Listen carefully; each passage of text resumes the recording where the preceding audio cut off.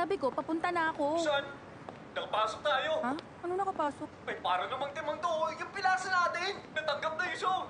Weh, seryoso? Di ganun kaganda yung pilot episode, pero kinuha pa rin kasi maraming comments. Pati ito pa, meron Na rin tayong Regular time slot, mag-ready ka na! Tayong dalawang magtatandem! Oh, talaga? Sandali, tatawagan ko lang ang besties ko. Sandali lang Mr. Kang, sandali lang. May tatawagan pa ako. Mamaya na lang. Hello, Jiku.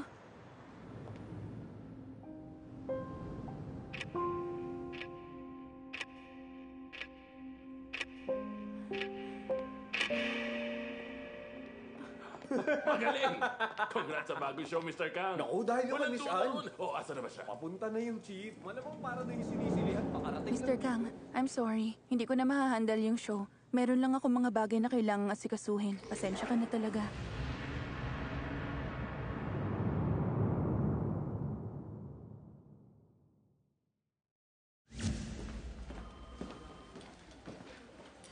Grabe tulala na naman silang lahat.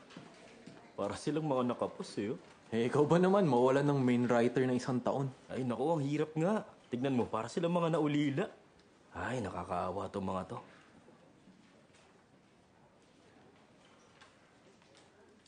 Director Kang, alam ko pong hindi nito magugustuhan. Pero tingin ko, kailangan na natin kumuha ng main writer. Pag sinabing main writer, wala yung iba kundi si Ansoy. Walang iba, kundi siya. Nag-iisa lang siya.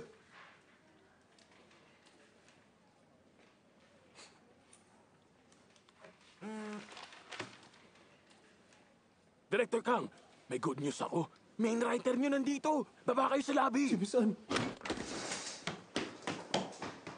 Miss Ann! Nasaan ka? Nandito ako!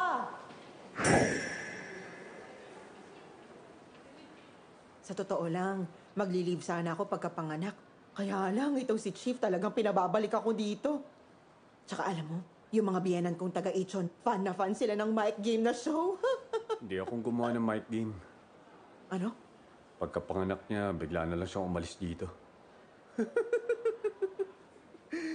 Iniwan niya ako dito mag-isa. Director Kang, single dad ka ba? Ay, nakakaawa ka naman pala. Totoo? Nakakaawa nga ako, no? Mangungulila talaga ang anak sa pagmamahal ng ina. Ay, oo naman. Kawawang bata naman yan. Diba, ano? Bugso! Bugso! Yung camera! Asan yung camera? Camera? Ito. Patayin niyo ako, ha? Meron na tayong guest. Nasaan yung mic? Ikaw lang mag-interview? Oo, ako lang. Kaya ko na mag-isa. Wish me luck.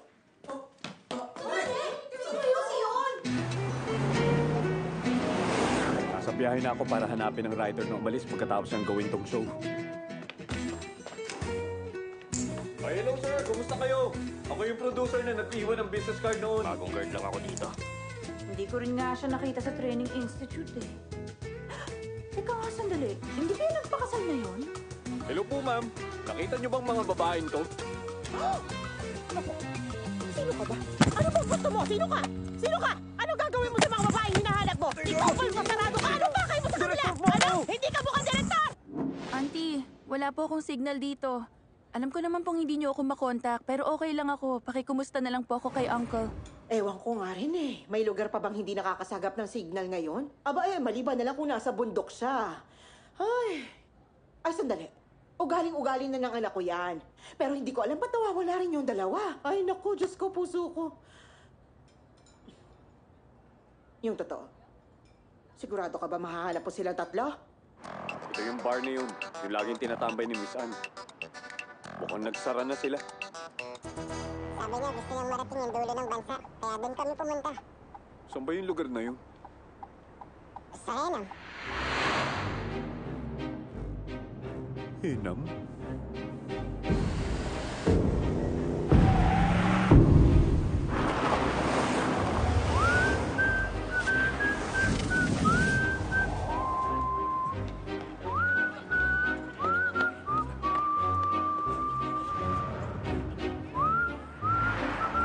Nasaan ka, Miss Ann? Hi!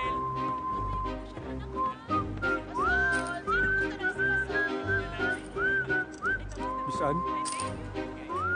Ansoy!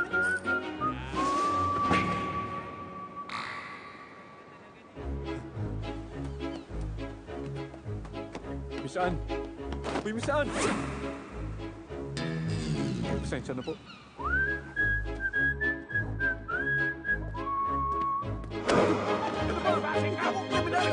Hindi ka ako! Hindi mo bitawan niyo ako! Ano ba? Takas ka pa, ha? Balilayas! Good morning. Baka sakali lang. Nakita niyo na ba sila? Direktor ako. Sa TVing ako nagtatrabaho. Yung workmate ko kasi, bigla na lang nawala sa kabihasnan. Ilang taon nang walang paramdam. Kung makita niyo, o makasalubong ang sino man sa kanila, tawagan niyo ako. Dito sa number na to.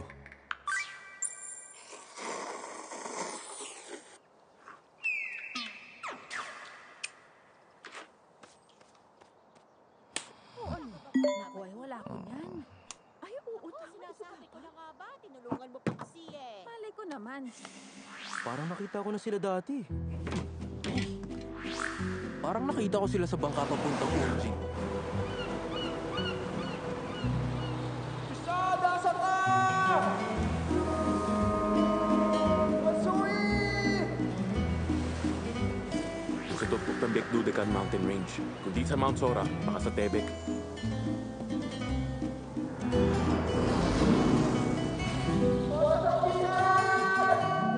Nakita ko sila nagpipicture sa Gotchang Barley Field. Sure ako sila yun.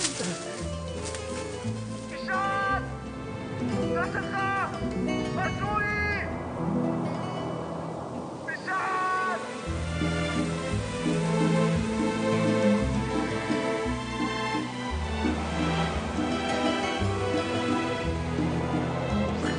Parang nasabusan sila yung club sa Senyo. Nakita ko silang tatlo sa lumang palengke. Isa sa Chongson. Yung nasa gitna, let me know pag nahanap ah. Sasi naman ang nasa kanan. Sarap tayo naman ah. Taan, binlock niya lang yung producer. Sira ulo itong mga to. Buisit!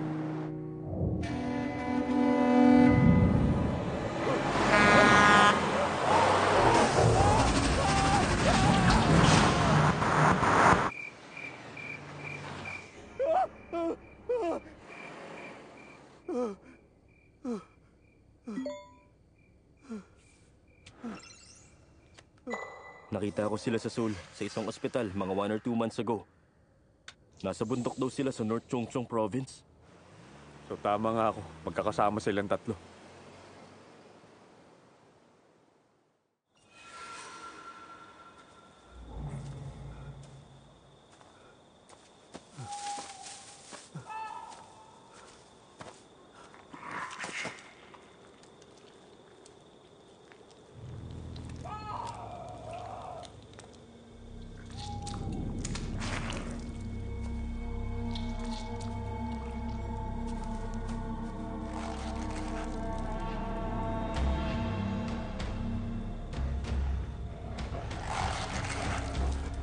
Ano yun, mamangis na hayop?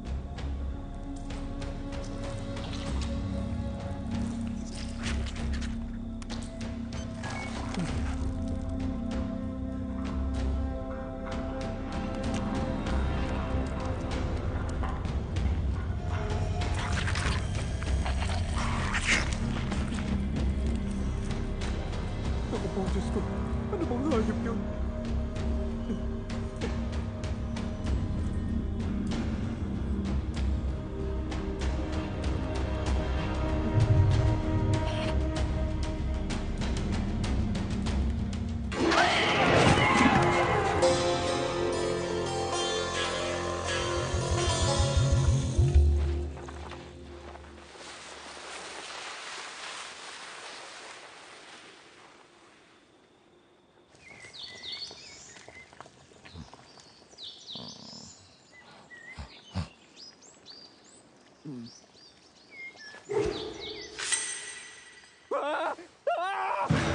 Tulungan niyo ako! Ano ba, Director Kang? Director Kang! Ikaw ba yung Miss Ann? Kumusta na, Director pa? Teka, paano na tayo nahanap dito? Nahanap na kita. Ano ka ba?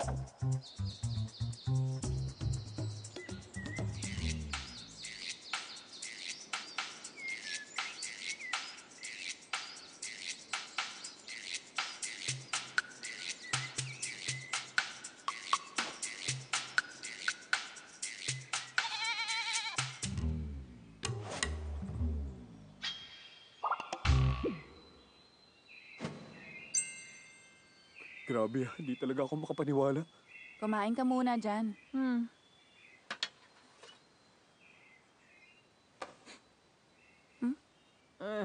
My gosh. Problema mo. Seryoso ba yan? Bakit iniiyakan mo kami dito? Ilayo nyo nga sa akin tong lalaking to. Ay nako, baka naman na-miss ni Director pa si Sohi ng bonggang-bongga. Sobra. O baka naman, na-miss mo lang siyang makasex, tama? Ano? Ikaw kung ano-anong pinagsasasabi mo para kang baliw ngayon pa talaga, ha? Ayus-ayusin mo yung pananalita mo ah. Kung gusto mong mamatay, malawak ang pwedeng paglibingin sa'yo dito. Uy, ano ka Alam, ba? humili ka. Ganyan lang talaga siya pag may bagong salta. Intindihin mo na lang. Pero 'di ba, kampi naman talaga ako sa'yo kahit dati pa. Ano ba yan? Ay nga, hindi ko maintindihan eh. Parang baliw, di ba? Oy, bakit? Ano bang mali sa kafubo? Wow, anong ibig mo sabihin? Pag mga fubo kaya, sila yung super romantic. Oy, Hanji yun. Ano bang akala mo sa romance at sex? Tingin mo, iisa lang ang ibig sabihin? Magkaiba, pero mas masarap pag magkasama. Parang milk at cereal. Masarap pag magkasama. Di kayo. Di yan. Takip tenga, huwag ka maniwala. Masarap pag magkasama. Ano ka ba? Ay, ewan ko na. Tigilan nyo na ako. Gawain mo rin yun, no? Naglalagay ka rin, di ba, ng gatas pag may cereal? Tama na. Uy, ano ka ba? Nangako tayo, hindi na natin pag-uusapan yun. Okay, di sige. Bandang fubo mula ngayon. Kay FB, bawal na rin. Ano ba? Hindi ko mo yung bibig mo, ha? Sige na, kain ka na. Sige. Mukhang masarap to ah. Siyempre. Uy, ano ba? Ibaba mo nga yan. Busin mo yan.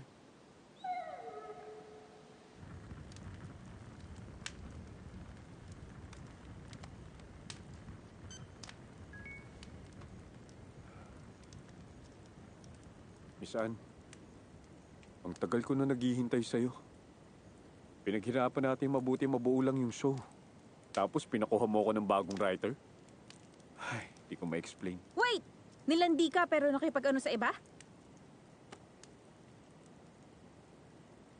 Parang gano'n na nga. Oo. Sabi ni. Anyway, ano ba talaga kasing nangyari? Gusto ko lang naman malaman.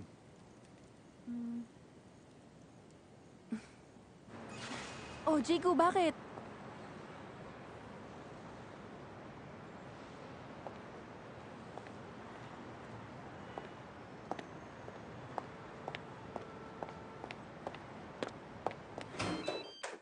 Gion!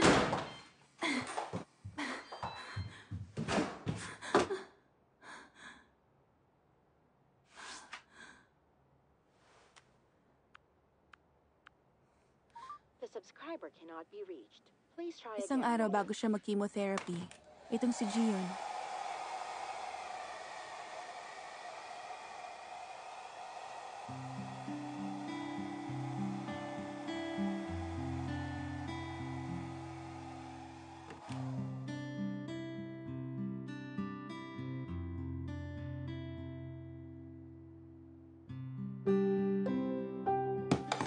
Hindi na nagpatuyo ng buhok. Umalis na lang basta.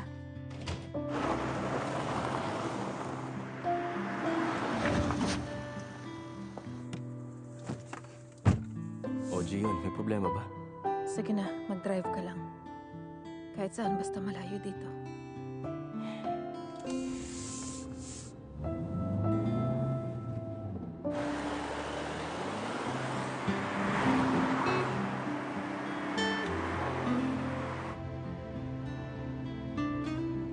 Giyong, pwede mo ba akong kwentuhan tungkol sa asawa mo? Napakabuti niyang asawa. At nung araw na yon, wala siyang ibang tanong kundi ang asawa niya na namatay nun dahil sa cancer. Mula kung paano nagsimula hanggang sa araw na mamatay siya. Nang malapit nang matapos ang kwento niya, huminto sila.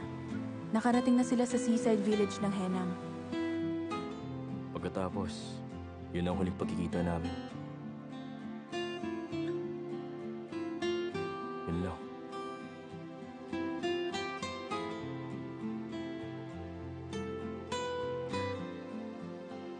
Salamat sa kwento. At for the first time, nagpauwi ng lalaki si Gion kahit kasama niyang pumunta sa dagat. Ito na yun.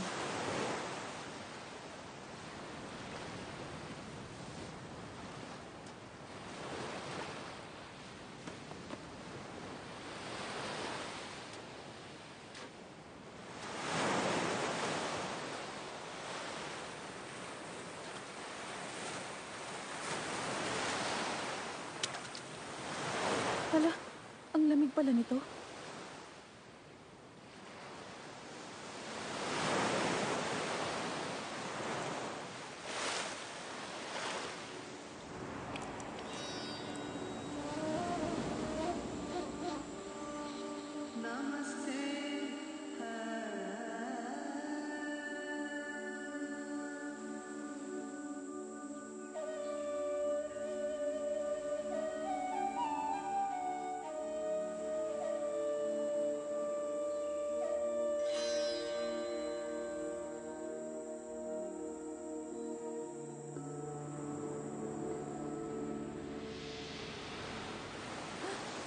Wow!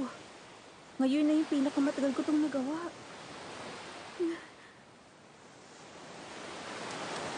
Walang pagdadalawang isip. Umakyat siya ng bundok.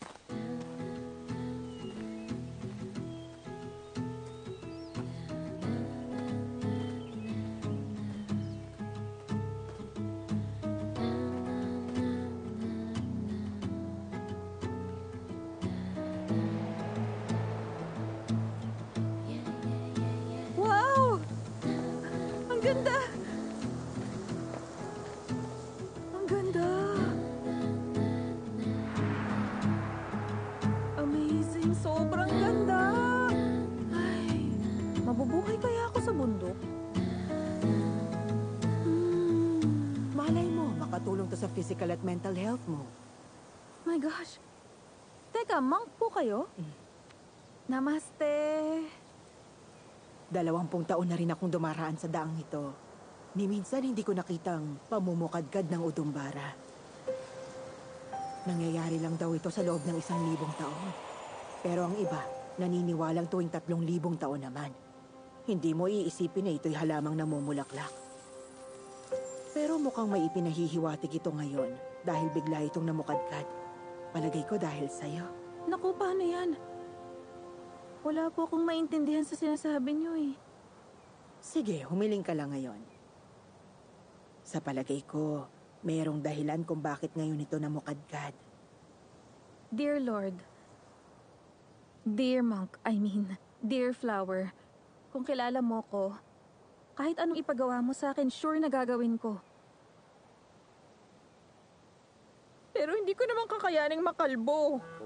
Payag naman ako sa 7 to 8 rounds ng chemotherapy, di ba? Baka naman pwedeng exempted na lang yung buhok ko. Buhok na lang ang nagpapaganda sa akin ngayon.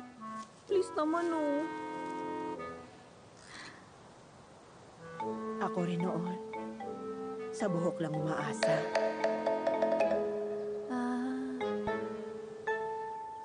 Ang nagpahinto sa kanya sa paglalakad ay yung naamoy niyang kakaiba. Gusto ko tong amoy na to, ah.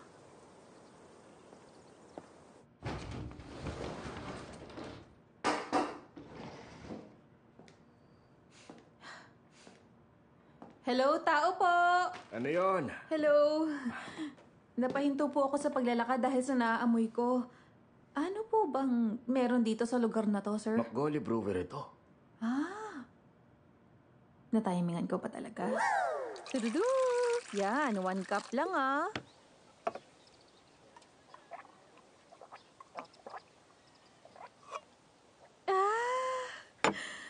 Tududu! Okay, last cup na to, ah.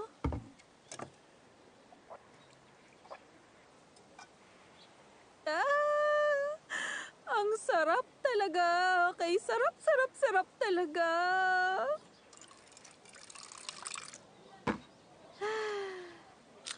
Ang sarap mabuhay. O, ito po. Tikman mo lang. Alam mo ba, kakaunti lang ang napoproduce na ganito sa fermentation. Mahirap humanap ng clear na makgoli. On the house na to para sa'yo. Naku, salamat sir. Ang bait niyo naman. Pagpasensyahan niyo na lang, ha. Ito lang ang mabibigay kong kapalit. Isang wing at pagmamahal. Ay, naku, Diyos ko. Atakihin ako sa'yo eh. Gusto mo pa ba ng isa? Huwag ka munang mamamatay, ha. Aantayin ko pa yung isang yan. Sige, hintayin mo ako. Thank you! Ay, wow. Napaka-pure naman.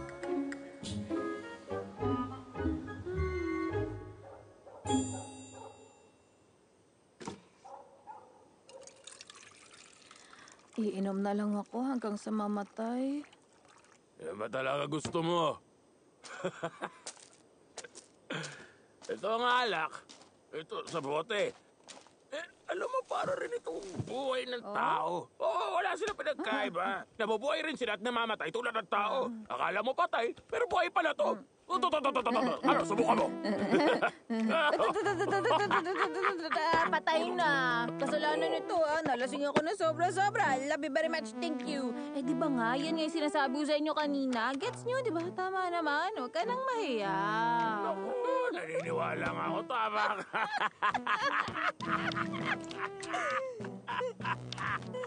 Seryoso ba? Nakakausap niya yung matanda. Ano ka ba, Gion? Kailan balik mo? Yun ang tanong nila. Wala na makakwenta-kwenta. Malay ko ba sa mga tanong na yan, di ba? Wala naman akong pakialam sa kanila. Kaya ayun, nabadrip talaga ako. Parang kilala ko yung boses na yun. Oy, Han Jion!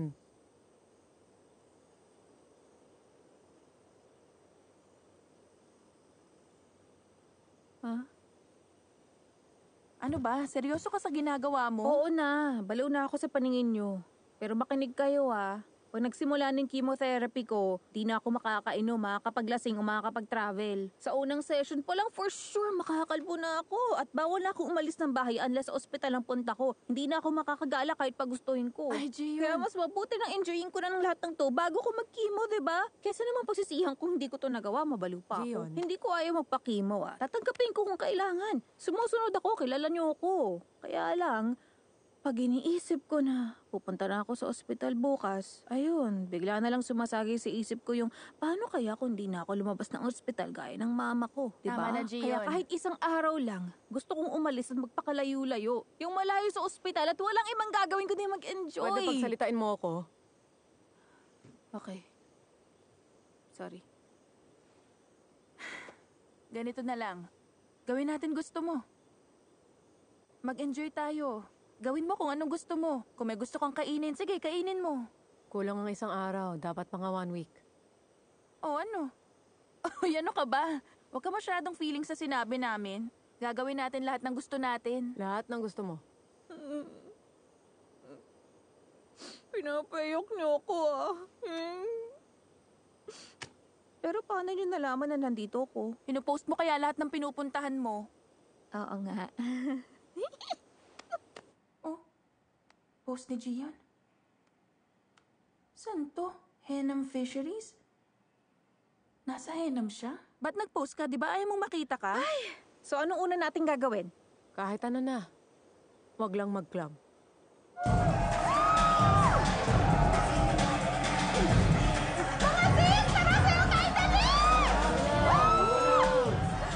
At itong si Gion, pumarty ng pumarty at parang loka-loka.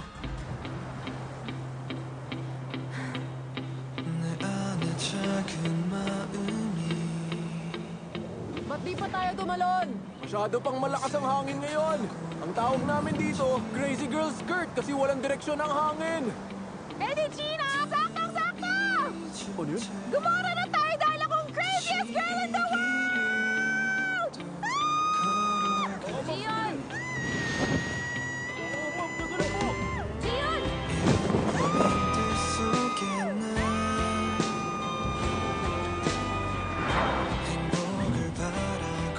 Oo, kuya ano? Ano sa tingin mo? Sundan na ba natin? Chico! Oy, halika na! Let's go! Let's Okay go! po. Let's go! Oy, andito na kami!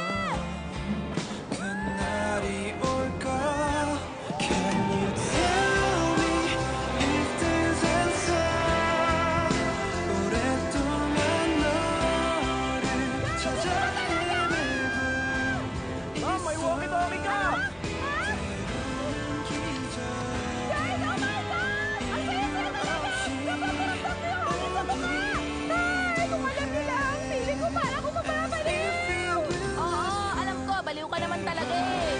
Shit! Ibang klase experience talaga! Sayang na sanay ko kayo pagmula, no? Nakakabuisit naman kasi talaga sa ganda dito. Lipad tayo! Let's go! Lipad tayo Okay, tara, kayo na! Tara! Yung helmet ko Lagi kaming umiinom sabay lilipad. Pero yung ngayon, totoo na talaga. I love you, mga bro! Ano kayo, mga bro?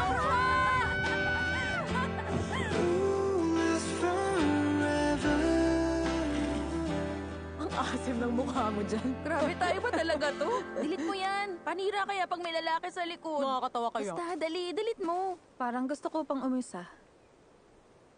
Ulit? Anong meron sa mata niya? Let's go!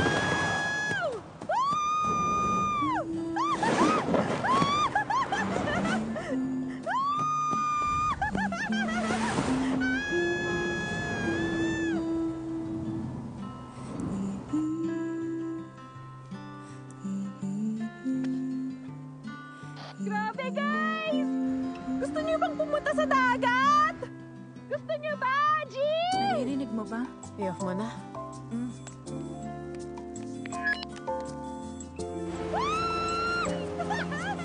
Nung araw na yun, pati mga isda hindi pinalampas ni Gion. Parang nakatadhana silang mabingwit.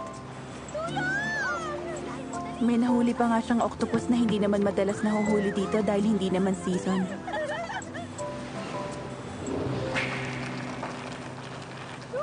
Uy, parang ang sarap ah.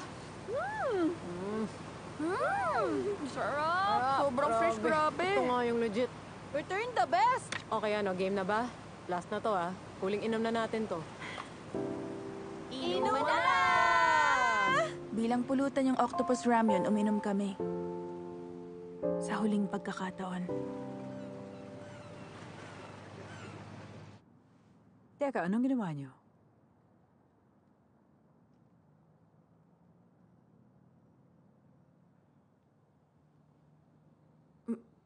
Bakit po? Lumala po ba siya, Doc? Nag-shrink ang cancer cells ng 20 to 30%. Hindi pa nga siya nagsimulang mag-chemo. Ano bang ginawa niyong tatlo? Sabihin niyo na. Sa totoo lang, maraming pwedeng maging dahilan. Maaaring yung udong bara dun sa Mount Dalma ang tumupad sa hiling ni Gion. Pwedeng yung drink na binigay ng may-ari ng McGolly Brewery. Malay mo, yun yung nakakapagpahaba ng buhay. Alam mo ba sa Korea Food Research Institute? Posibleng totoo yung research na sinabi ng manong nalasing tungkol doon sa health benefits nito. Sa research, meron dong anti-cancer effects. Pwede rin dahil sa tawa habang nagpaparaglide kami. Kaya panandaliang tumaas ang endorphin at dopamine levels niya. Tapos sa loob ng 30 seconds, tumodo-todo siya sa pag-iyak at nag-produce ng dynorphins dahil sa pagnawa niya. 4,000 times ng epekto ng endorphins. Yung na-jackpot niyang octopus na nabingwit, baka puno ng taurine. Baka yun yung nakapag-flush out ang active oxygen na toxins na nasa katawan ni Gion. Pwede, di ba? Pero syempre, mas matimbang pa rin na diyo ng mga dahilan. Na yung udong bara, baka ligaw na halamang namumulaklak lang na meron sa bundok. Na yung special drink na binigay na may-ari ng gawaan ng McGolly, pangkaraniwang inumin lang, na pinamimigay lang niya sa customers ng libre. Na yung lasing na manong na nagsabing prof daw siya at may pinagbabasihan pang research. Siguro lasinggero lang talaga. Na hindi niya alam ang mga lumalabas sa bibig niya. Kung may pagdududa ka, walang halaga ang mga to sa'yo. Pero kung maniniwala ka, lahat posibleng mangyari. Isa lang ang sigurado, lahat ng mga imposibleng mangyari, Parang milagro tong nangyari. nagsama-sama at naging isang milagro.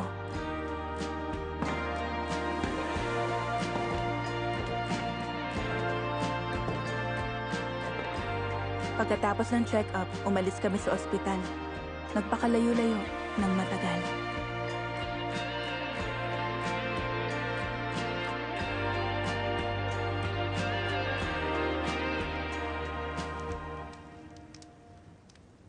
Ganyan ang itsura ng taong hindi makapaniwala sa kwento natin. Pero mas naniniwalang may batang lalaki sa India ang nakasurvive sa plane crash dahil namuhay sa bangka habang may kasamang tiger. Oo nga nakakatawa ka. Record ko na ba? Pindutin ko na yung play.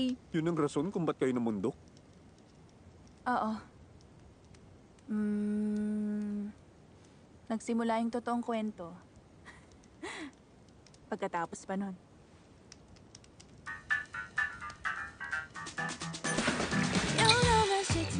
한 잔의 rainbow in the night 도시의 밤은 끝나지를 않아 또 누가 그랬대 사랑이 대체 뭐